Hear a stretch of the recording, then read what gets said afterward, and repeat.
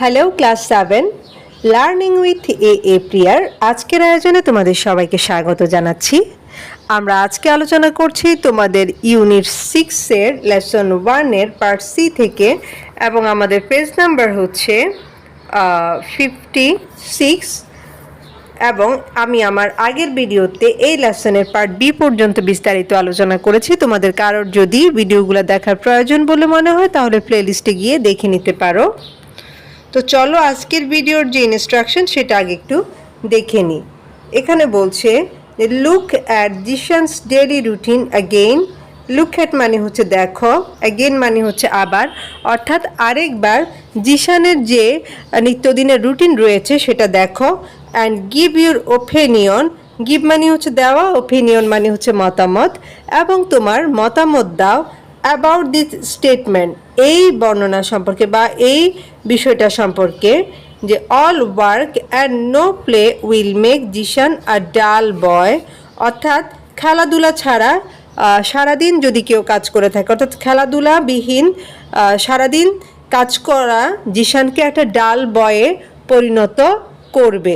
এই ব্যাপারে মানে তোমার কি মতামত সেটা একটু তুমি জানাবে। অর্থাৎ আমাদের কাজ হচ্ছে প্রথমে এই যে আমরা পার্ট এতে জিশানের একটা ডেইলি রুটিন দেখলাম সেটা আরেকটু খেয়াল করব, এবং এখান থেকে আমরা নিচে যে আমাদের স্টেটমেন্ট বা যে বিষয়টা উল্লেখ রয়েছে যে all work and no play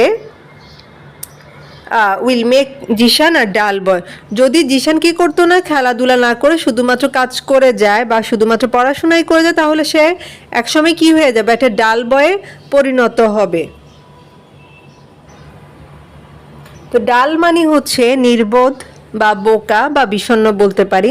অর্থাৎ একটা মানুষ যদি, আমরা শুধু জিশান না, আমরা যে কোনো মানুষের কথাই বলতে পারি যে তোমরা যারা সারাদিন অতিরিক্ত পড়াশোনা করছে, কোনো ধরনের খেলাধুলা নেই, যার লাইফে কোনো ধরনের বিনোদনের ব্যবস্থা নেই, হ্যাঁ, বন্ধুদের সাথে খেলে না বা একটু টিভি দেখে না, সারাক্ষণ বই নিয়ে থাকে, তো নর্মালি কি হয়, তারা হচ্ছে জীবন ও জগৎ সম্পর্কে একটুখানি কম জানে, অথবা জীবন ও জগতের যে জটিলতা এগুলো তারা বুঝতে পারে না বা একটু কম বুঝে।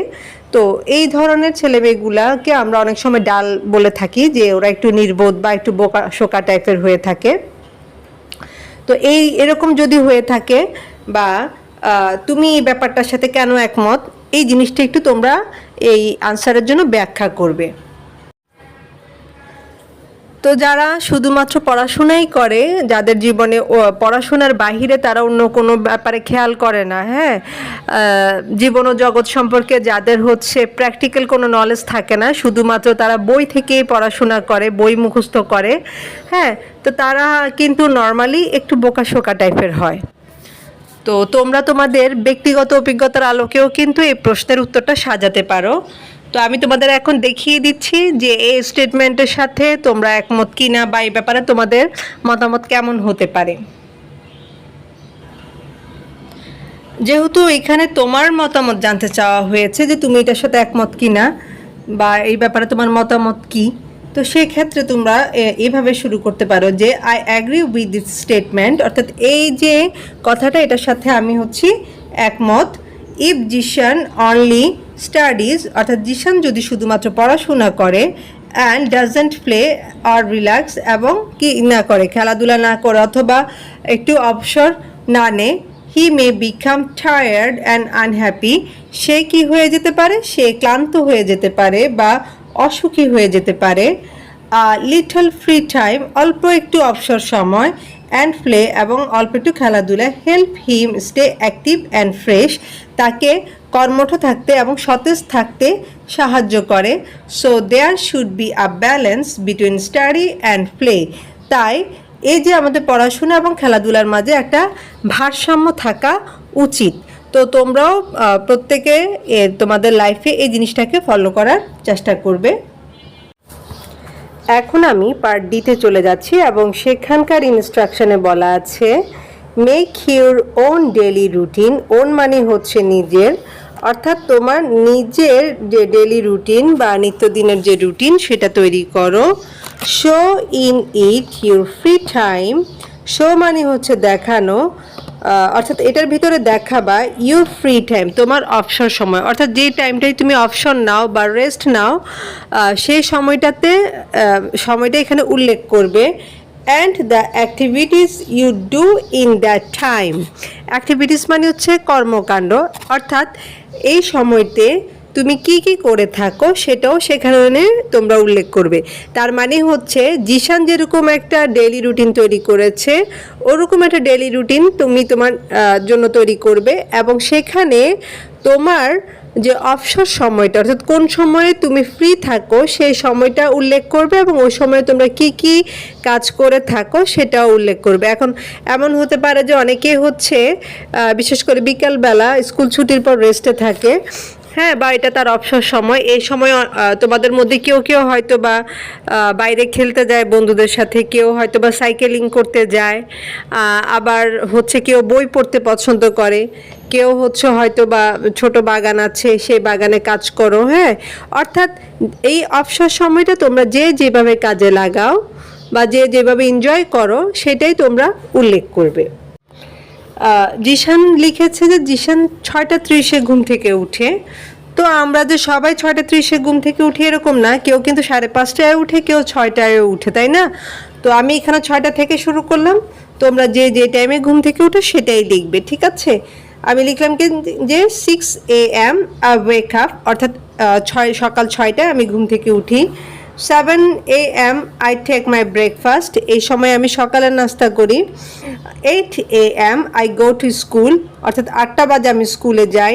2:30 PM অর্থাৎ দুপুর 2:30 আই রিটার্ন ফ্রম স্কুল, আমি স্কুল থেকে ফিরে আসি। 3 PM I take rest and have snacks, এখানে স্ন্যাক মানে হচ্ছে হালকা কোনো নাস্তাকে বোঝানো হচ্ছে, অর্থাৎ এই যে 3টা বাজে আমি কি করি, 3টা পর্যন্ত আমি রেস্ট নিই এবং কিছু নাস্তা করি। 4 PM অর্থাৎ বিকাল 4টায় আই স্টাডিং, আমি পড়াশোনা শুরু করি। 6 PM বলছে আই ফিনিশ মাই স্টাডি, এই সময়টাতে আমি পড়া শেষ করি, অর্থাৎ সে হচ্ছে 4টা থেকে 6টা পর্যন্ত পড়াশোনা করে। 4টা বাজে সে পড়া শুরু করে এবং 6টা বাজে তার পড়াশোনা শেষ হয়। আচ্ছা, তারপর 6:15 PM I go to play, অর্থাৎ 6:15-তে আমি বাইরে খেলতে যাই। তো এই জিনিসটাকে তোমাদেরকে উল্লেখ করতে বলেছে যে তোমরা কখন তোমাদের ফ্রি টাইম থাকে এবং ওই সময়টাতে তোমরা কি করো। তাহলে এই যে 6:15 এই সময়টা থেকে তোমাদের ফ্রি টাইম শুরু হচ্ছে এবং এই সময় তোমরা খেলতে যাও। তো আমি খেলাধুলার কথা লিখেছি, তোমরা চাইলে অন্য কিছুও লিখতে পারো। এরপর 7 PM অর্থাৎ সন্ধ্যা 7টায় আই ওয়াচ টিভি আর রিড বুকস, এই সময়টাতে আমি টিভি দেখি অথবা বই পড়ি।